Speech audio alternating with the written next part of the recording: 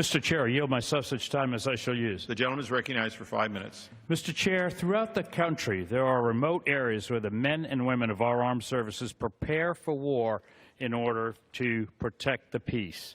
Although these places are often overlooked, our investments in military test and training ranges are returned to the nation many times over in the projection of American military supremacy around the globe, protecting the homeland and preserving international order.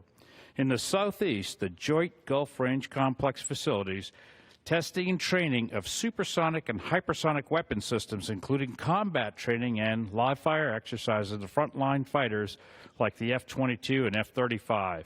The 325th Fighter Wing and the 53rd Weapons Evaluation Group at Tyndall Air Force Base and the 96th Test Wing at Eglin Fighter Wing and the Special Operations Command at Hurlburt Field make extensive use of the Joint Range Complex. There is no comparable area in the United States near an established base with instrumentation infrastructure that can support advanced testing and joint exercises like this.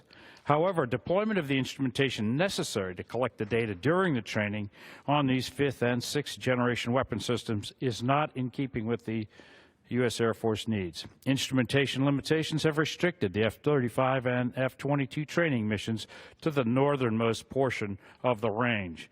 According to a study by the 96th Test Wing at Eglin Air Force Base, this limitation causes congestion and has obstructed at least 80 missions per year.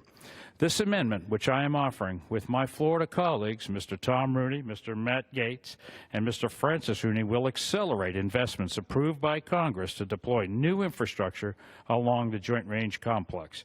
The amendment will maximize the utility of this vast range, which is a true national treasure for combat training and advanced testing and evaluation.